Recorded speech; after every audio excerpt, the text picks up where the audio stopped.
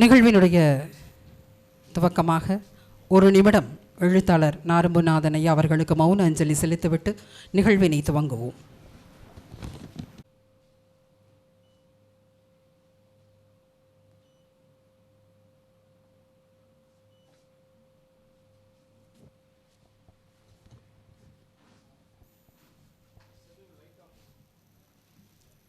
அவர்களினுடைய ஆவணப்படம் வெளியிடப்படுகிறது.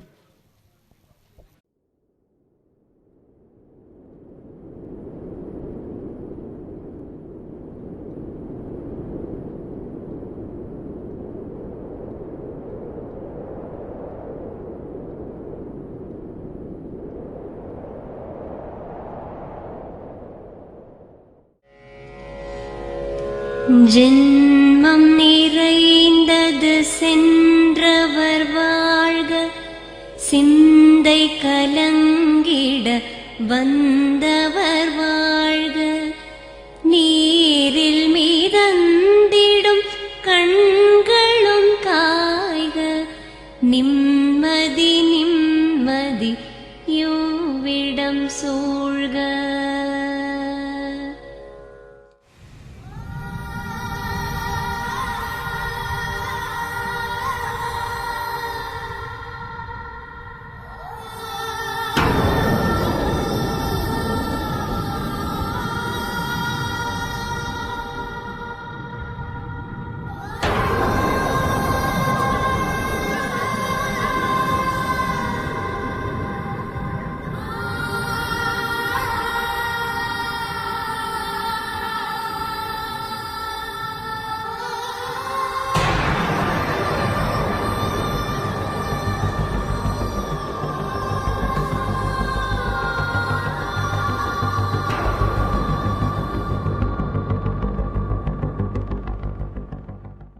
நாரம்புநாதன் ஒரு சிறந்த இலக்கியவாதி, ஒரு சிறந்த இயக்கவாதி. இது எல்லாவற்றை விட முதன்மையாக நம் காலத்தினுடைய மிகச்சிறந்த ஒரு மனிதர். அவர் யாரையும் கடிந்து பேசியோ அல்லது யாரிடமாவது சினந்து பேசியோ நான் இதுவரை பார்த்ததில்லை. அனைத்து இலக்கிய அமைப்புகளையும் ஒருங்கிணைத்து அதன் பின்புலத்தில் மௌனமாக அவர் பல இலக்கியவாதிகளை அங்கீகரித்து தூக்கி நிறுத்தியிருக்கிறார். நாரம்புநாதன் மண்ணை நேசித்தவர், மனிதர்களை வாசித்தவர். அதனுடைய வெளிப்பாடு தான் அவருடைய மாஸ்டர் பீஸ் திருநெல்வேலி நீர் நிலம் மனிதர்கள். யதார்த்தத்தை யதார்த்தமாக பார்க்குற ஆள். வெறும் கற்பனை குதிரையில் பறக்காமல் தரையில் இறங்கி நின்று மக்களோடு மக்களாக மண்ணோடு மண்ணாக இருந்து எல்லாத்தையும் பார்த்து எழுதுகிறவர். நினைவலைவுகளை பதிவு பண்ணுறதுல அவருக்கு இணை யாரும் கிடையாது. அந்த தோழரை இழந்திருக்கோங்கிறது மிகப்பெரிய இழப்பு, ஈடு செய்ய முடியாத இழப்பு. திருநெல்வேலியில் அவர் இல்லாமல் எந்த பண்பாட்டு அசைவும் இதுவரை நடந்ததில்லை.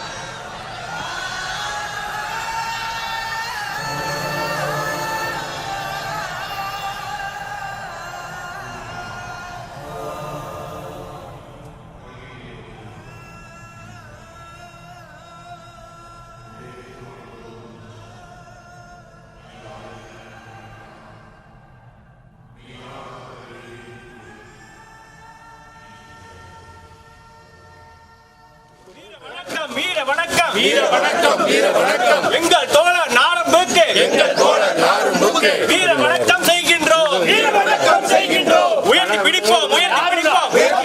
என்ன காலேஜில் போய் அட்மிஷன் போடுது அவங்க தான் காலேஜில் அப்ளிகேஷன் பண்ணது. நார்மநாதன் சார் தான். அவங்களோட கனவை நான் நினைவாக்குவேன். நான் 5 புத்தகங்கள் எழுதியிருக்கேன். நான் இந்த அளவுக்கு எழுதியிருக்கேன் அப்படின்னா அது எல்லாத்துக்குமே காரணம் நாரமநாதன் மாமா தான். என்னை வளர்த்ததே அவங்க தான். என்னைய மாதிரி நான் நிறைய இளைய தலைமுறைகளை உருவாக்கணும், அவங்களுக்காக நிறைய சிறார் கதைகள் எழுதணும் அப்படின்னு அவங்க ஆசைப்பட்டாங்க. வண்ணதாசன் ஐயா சொல்கிற மாதிரி ஒரு சிரிக்காத நாரம்பூ தொடரை முதலாக ஞாயிற்றுக்கிழமையிலேருந்து தான் பார்க்குறோம். 1998 இருக்கும். இந்திய மாணவர் சங்கத்தின் சார்பாக கோடைக்கால பயிற்சி முகாம் நடந்தது. அப்போ 6ஆம் படிச்சுட்ருக்கேன். முதல்ல நரம்பு தொடர் அறிமுகம் 98லேருந்து இப்போ 2025 வரைக்கும் அவரோட செய்த பயணங்கள் ரொம்ப சொல்லவே முடியாது. நிறைய விஷயங்கள், ஒரு வாழ்க்கையோட பல பரிணாமங்களை அவரோட பார்க்க முடிஞ்சுது. எங்கே போனாலும், எந்த கூட்டத்துக்கு போனாலும் என்னை அறிமுகப்படுத்துறது, மேடை ஏற்றுறது, பேச வைக்கிறது அப்படின்னு இன்னொரு வாழ்க்கையை இன்னும் வாழ செஞ்சவர். என்னை பொறுத்த மட்டில் வண்ணமுத்து அப்படின்னாலே தொழிற்சங்க பணியில் நான் நூற்றாண்டு காலம் பயணித்தவன். தொழிற்சங்க பணியில் இருந்து என்னை கலை இலக்கிய அந்த நீரோட்டத்திற்கு திருப்பி விட்டது தோழர் நாரமநாதன் அவர்கள். இன்றைக்கு தமிழேசாவினுடைய அடையாளமாக இருக்கக்கூடிய நாரமநாதன் அவர்கள் மறைவுக்கு பின்னால் மிகப்பெரிய பணியை எங்களிடம் கொடுத்துவிட்டு சென்றிருக்கிறார்.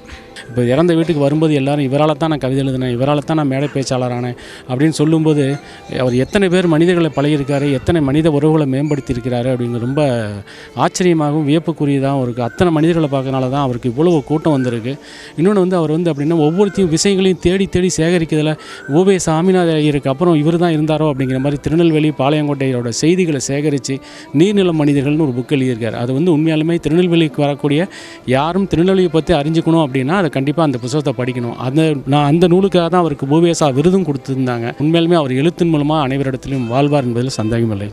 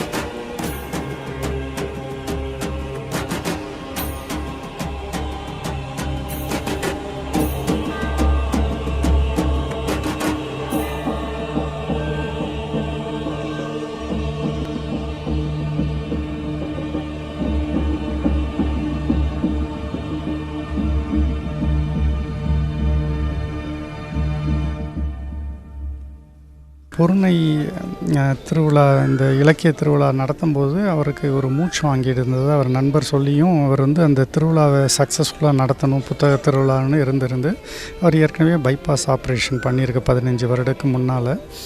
அப்போ அவங்களுக்கு மூச்சு திணறல் இருந்திருக்கு, ஒரு சளி இருந்திருக்கு. அதையும் பொருட்படுத்தாமல் செஞ்சிட்ருக்கோம். ரொம்ப முடியாத ஒரு இதில் அட்மிட் ஆகி ஒரு அட்டாக் இருந்தது. நல்லா சரி பண்ணி போயிருந்தார்.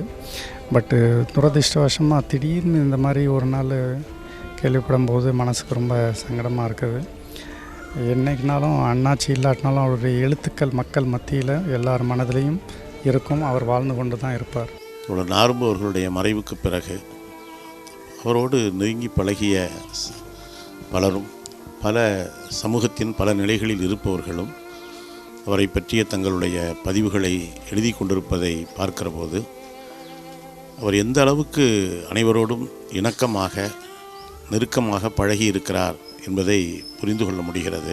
அரசோடு தனக்கு இருந்த தொடர்புகளை தன்னுடைய சுயநலத்திற்காக பயன்படுத்தி கொள்ளாமல் பாதிக்கப்படுகிற மக்களுக்காக அதை பயன்படுத்தினார். அது கலைஞர் தங்கராசுக்கு செய்த அந்த உதவியாக இருந்தாலும், அன்பு மகன் சின்னத்துரைக்கு செய்த உதவியாக இருந்தாலும், அவர் இந்த தாமிரபரணி போல தான் நாரும்புநாதனும் எல்லோரும் அதில் அள்ளி குடிக்க முடியும் என்கிற மாதிரி ஒரு மனிதனாக அவர் வாழ்ந்து இருக்கிறார். 2007 வந்து புக் ஃபேர் நடத்துறதுக்கு ஒரு வருஷம் டிலே ஆச்சு. அப்போ மண்டே பெடிஷன் தெரியும் உங்களுக்கு, எவ்வளோ கூட்டம் இருக்கும்னு தெரியும். அந்த மண்டே பெடிஷனில் ஒருத்தர் ஒரு மனு வச்சுக்கிட்டு வந்துகிட்டே இருக்கார், வரிசையில் நின்று வந்துகிட்டே இருக்கார். கலெக்டர்கிட்ட சந்தீப் நந்து சார் ஒரு மனுவை கொடுக்காரு, புத்தகத்தில் நடத்தணும் கொடுக்காரு. அவர் சடான சீட்டை விட்டு எழுந்திரிச்சு, புத்தகத்தில் நடத்தணும்னு மண்டே பெடிஷன் கொடுக்குற உலகத்திலே ஒரு இலக்கியவாதி சார் தான் இருந்திருப்பார். ஏன்னா அவருக்கு புத்தகங்கள் மீதும் புத்தக பதிப்பாளர் மீதும் அவ்வளோ நம்பிக்கை. ஒவ்வொரு புத்தகத்திலாலையும் சேல்ஸு கண்டிப்பாக புத்தகத்தில் புக் ஸ்டால்காரங்க திருநெல்வேலிக்கு வந்துட்டு வெறுங்கையோடு போகக்கூடாது, இதுதான் அவர் சொல்லிகிட்டே இருப்பார். இந்த கடந்த 4 புத்தகத்தில் சார் கூட நாங்கள் பணிபுரிஞ்சிருக்கோம். இந்த புத்தகத்தில் சார் சொன்ன வார்த்தை, செல்வம் சார் நம்ம கொஞ்சம் அடுத்த புத்தகத்தில் ஒதுங்கி நிற்கணும் சார்னு சொன்னார். ஆனால் இவ்வளோ தூரம் ஒதுங்குவார்னு நாங்கள் எதிர்பார்க்கல.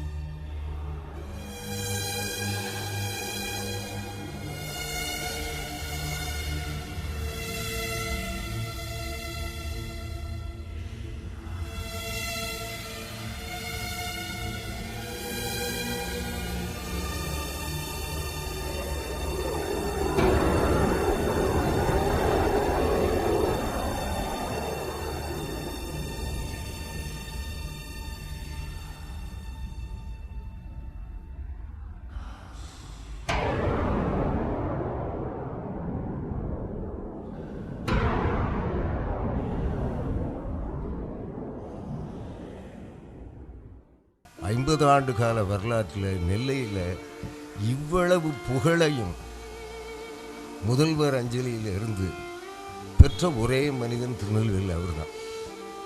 மறைந்தும் மறையாத புகழோடு என்றென்றும் வாழ்ந்து கொண்டிருக்கிறார். அவர் சிறந்த கம்யூனிஸ்டுகளுக்கு உதாரண புருஷனாக வாழ்ந்தார் என்பதை நான் பதிவு செய்ய விரும்புகிறேன்.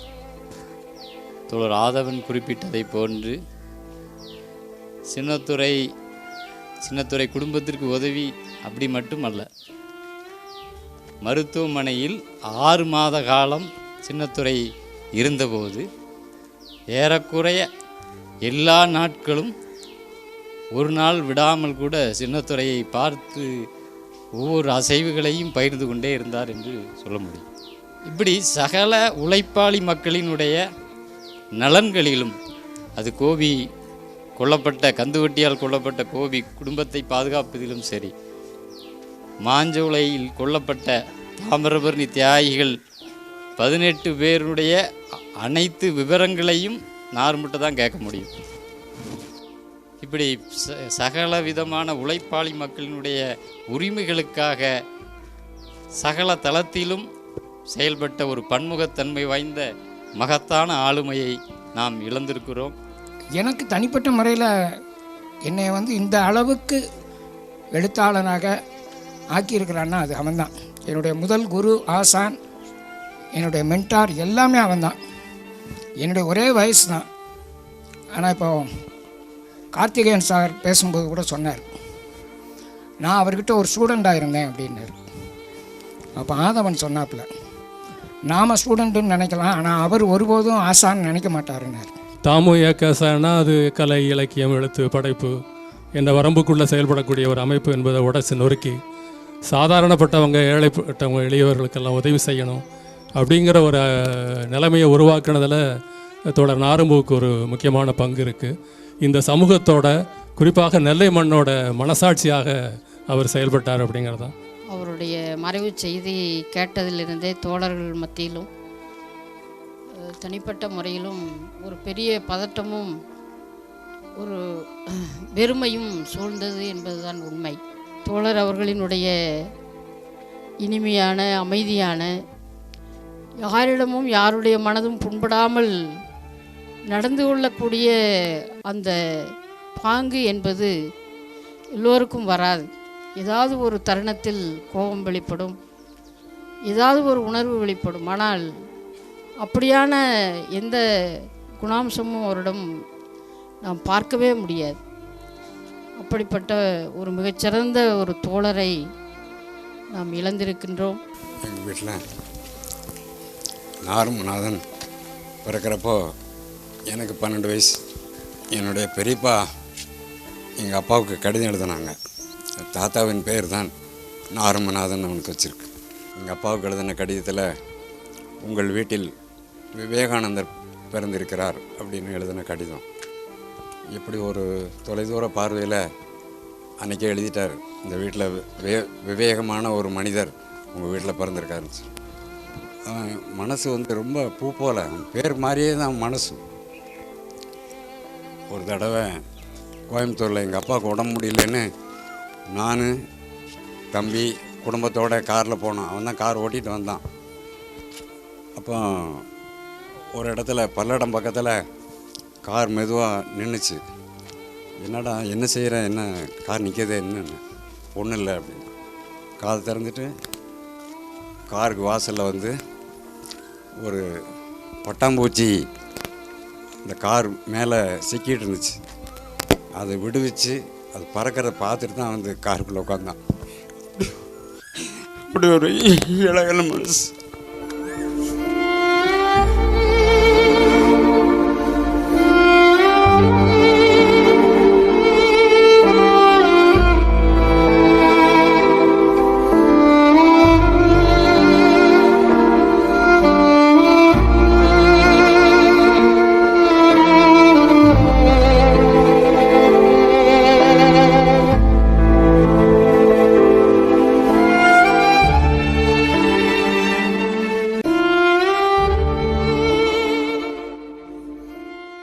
எனக்கு ஒன்றே ஒன்று தான் ஃபஸ்ட்டு தோணுச்சு. ஒருத்தங்க வீட்டுக்கு போயிட்டு அவங்க பேர் சொல்லி கூப்பிடுவாங்க. சேகர் இருக்காரா, பாலு இருக்காங்களா, மோகன் இருக்காங்களா அப்படின்னு. எனக்கு இன்னும் ஞாபகம் இருக்குது. நான் 2nd ஸ்டாண்டர்டோ 3rd ஸ்டாண்டர்டோ படிச்சுட்ருப்பேன். திலக் தோழர் இருந்தால் வர சொல்லுங்கள் அப்படிம்பாங்க. அதுதான் அப்பாவோட எனக்கு கிடைத்த முதல் அறிமுகம். அப்போ தோழர்னா என்னன்னு கேட்பேன். அதுக்கும் 3வது ஸ்டாண்டர்ட் படிக்கிற பையனுக்கும் விளக்கம் சொல்லிகிட்டு இருப்பார். ஸோ 3rd ஸ்டாண்டர்ட்லேயே எனக்கு கம்யூனிசம் என்னன்னு சொல்லி கொடுத்தாரு. 3rd ஸ்டாண்டர்டில் தாஸ் கேபிட்டல் யார், இப்போ எழுதுனது யார், காரல் மார்க்ஸுக்கும் அவரோட எங்கல்ஸ்க்கும் உள்ள நட்பை பற்றி சொல்லியிருக்காரு. லெனினுக்கும் ஹிட்லருக்கு நடந்த வாரை பற்றி சொல்லியிருக்காரு. ஸோ அது எப்படின்னா அது ஒரு திணிக்கிற மாதிரி இருக்காது, அது ஒரு பாடம் புகட்டியாக தான் அது போகும். அவர் எந்த விஷயமே என்னையும் இல்லை யாரையுமே திணிச்சதே கிடையாது. நான் வந்தோன்னே இப்போ உதயசங்கர் மாவட்டம் ஒன்று சொல்லிகிட்டு இருந்தேன். அது அப்பாட்ட ஒரு விஷயம் ரொம்ப யூனிக்காக இருக்கும். அது என்னென்னு பார்த்தீங்கன்னா அந்த லைக்கபிலிட்டி ஃபேக்டர்ம்பாங்க, பிடிப்புத்தன்மை. அது சில பேரை வந்துட்டு பிடிக்கவே முடியாது. அவர் பிடிக்காததுக்கான காரணம் என்ன தான் தேடினாலும் அது கிடைக்கவே கிடைக்காது. அப்பா அந்த மாதிரியான ஒரு ஆள். அது நம்ம அவரை பிடிக்கலன்னு ஒருத்தர் சொன்னால் அவர் வந்துட்டு ஏதோ தப்புன்னு நம்ம ஓப்பனாக நம்ம டேரெக்டாகவே சொல்லலாம். ஸோ அது அப்பாவை பொறுத்த வரைக்கும் அது 100% அது வந்துட்டு அது கண்டிப்பாக அது போய் நிற்கும். நிறைய பேர் சொன்னாங்க அவங்க குடும்பத்தை ஒழுங்காக பார்த்துக்கல அப்படின்னு. அப்படிலாம் இல்லை. He is just 1 call away from me. So even in is meeting like whenever I call him is like நான் மீட்டிங்கில் இருக்கேன் 5 நிமிஷம் கழிச்சு கூப்பிட்றேன் அப்படின்னு. அவர் அப்படிலாம் என்ன அப்படிலாம் பார்க்காமலாம் இருந்ததே கிடையாது. அவர் 50-15 வேணால் வச்சுக்கலாம். அவள் ஒரு ஃபேமிலி 50, இது 50. அது இந்த 50 உங்கள் கூட அவர் இருந்ததுக்கான காரணம் எங்கள் அம்மா. அது இல்லாமல் போயிருந்துச்சுன்னா இந்த 50 இருந்திருக்காது. வெறும் நாருமநாதனுக்கான மட்டும் இரங்கல் கூட்டம் நடந்திருக்கும், இவ்வளோ கூட்டம் இருந்திருக்காதுங்க. எழுத்தாளர் தோழருக்கான இது கிடச்சது உண்மையான ரீசன் நான் இல்லை, எங்கள் அம்மா மட்டும்தான். அது உண்மையான துணையார் கிடச்சாதான் அது எல்லாமே அது முழுவடையும்னு நான் சொல்லுவேன். இப்போ யார் வேணாலும் எழுதலாம், யார் வேணாலும் சேவை செய்யலாம். பட் அதுக்கான ஒரு முழு ஒரு சப்போர்ட்டும் ஒரு ஒரு எல்லாமே நம்ம வீட்டிலேருந்து வரணும். அது வரலன்னா அதுக்கப்புறம் அது ஒழுங்காக அது நம்மளால் பண்ணவும் முடியாது. ஸோ அதனால நான் அந்த ஒரு கருத்தை நான் கண்டிப்பாக மாறுபடுறேன். ஸோ அவர் கிடையாது. கண்டிப்பாக உடம்பை பார்த்துக்கலன்னு சொன்னீங்க, என்னால் அதையும் ஏற்றுக்க முடியாது. நல்லா பார்த்துட்டு தான் இருந்தாங்க. அப்பாவை பொறுத்த வரைக்கும் ஒரு விஷயத்த ஆரம்பிச்சிட்டோன்னா அதை முடிச்சிடணும். இவ்வளோ இத்தனை பேரை சம்பாதிச்சிருக்காங்க, அது அது அது மட்டும்தான், வேறு எதுவுமே இல்லை. அது முடிஞ்ச அளவுக்கு அவர்கிட்ட இருக்கிற அந்த பொறுமை, அந்த நம்பிக்கை, இந்த மண்ணின் மீது இருக்கிற ஒரு நேசிப்பு, அவருடைய ஞாபகங்கள் நான் சொல்லிக்கிட்டே தான் இருந்தேன். அது எங்கேயும் பரவி இருக்கு. நான் அம்மாவை தைரியமாக படுத்து தூங்க வச்சுட்டு நான் அந்த வீட்டை பார்த்து அழுதுட்டு இருந்தேன். ஏன்னா இந்த வீடு நான் பிறக்கும் போது கட்டின வீடு, இந்த வீட்டில் ஒவ்வொரு தூண்லேயும் எங்கள் அப்பா ஞாபகம் இருக்குது எனக்கு. ஸோ அதனால் ஒரு அப்பாவாக இது வரைக்கும் எந்த பையனுக்குமே கிடைக்காத ஒரு பாக்கியம். நான் அவருக்கு செவ்வணக்கம் சொல்கிறேன். இது எத்தனை பேருக்கு அது கிடைக்கும்னு எனக்கு தெரியல. அது வேறு மாதிரி சடங்கு அது மாதிரி போயிருந்தா நான் யோசித்தேன். கனடாலேருந்து நான் வந்தேன் நேற்று நைட்டு தான் நான் யோசிச்சுட்டு இருந்தேன். இது மாதிரி தான் அப்பாவை நம்ம சென்ட் ஆஃப் பண்ணி வைக்கணும், அதுதான் அவர் விரும்புவார். பட் எனக்குள்ளே ஒரு தயக்கம் இருந்துச்சு. ஒருவேளை அம்மா லைட்டாக அப்படி யோசிப்பாங்களேன்னா வந்தோடனே நான் இப்படி தான் இருப்பேன், நீ மொட்டைலாம் போட போகிறது கிடையாது, இப்படி தான் நம்ம அமுச்சு வைக்கிறோம், அதுதான் அவர் அப்படின்னு எங்கள் அம்மா தைரியமாக சொன்னாங்க. ஸோ அதனால அது 2 பேருக்குமே இருக்கிற அந்த ஒரு இதுதான்.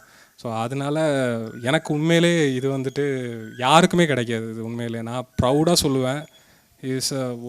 அதாவது இன்னொன்று சொல்ல மறந்துட்டேன். அதாவது எப்படின்னா, இந்த கட்சியில் நம்ம இருக்கிறோன்னா ஓகே, இவர் இந்த கட்சியில் இருக்கார், இவர் இந்த கட்சியில் இருக்காருங்கிறது அந்த கட்சியில் அவர் இருக்கும் போதும் அவர் வாழும் போதுமே தெரிஞ்சிடும். ஆனால் அந்த ஒரு குடுப்பனை இல்லாத ஒரே கட்சி எனக்கு தெரிஞ்ச வரைக்கும் நான் சொல்கிறது கம்யூனிசம் தான் நான் சொல்லுவேன். அது ஒரு உணர்வு தான் நான் சொல்லுவேன். அது நீங்கள் வாழ்ந்ததுக்கு அப்புறம் தான் ஒருத்தன் சொல்லுவான் ஓகே இவர் கம்யூனிஸ்ட் அப்படின்னு சொல்லிட்டு. நீங்கள் வாழும் போது உங்களால் சொல்லவே முடியாது. ஏன்னா நீங்கள் வாழ்கிற வாழ்க்கையில் தான் அது என்னங்கிறதே உங்களுக்கு காட்டும். நீங்கள் கம்யூனிஸ்ட், நான் இப்போ ஓப்பனாக சொல்கிறேன், எங்கள் அப்பா is one of a communist.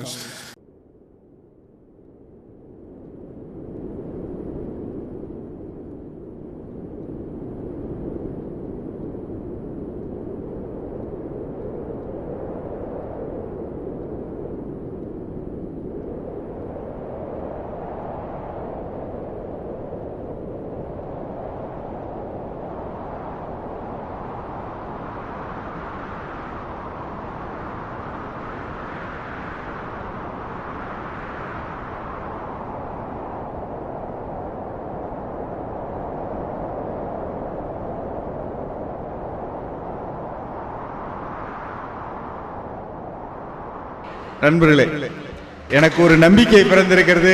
நமக்கு பிறகு இந்த மாவட்டத்தை சிறப்பாக வழிநடத்துவதற்கான ஒரு சரியான நபர் இவர்தான் என்று நம்பிக்கை கிடைத்திருக்க நண்பர்களே. பாசம் உயிர் பாசம் தரும் யார்தான் இவனோ,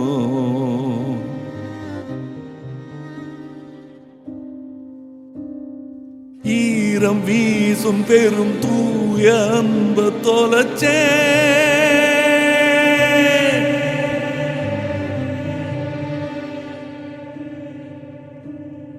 வேண்டும் வேண்டும் என்று தேடும் உறவ பிரிஞ்சே.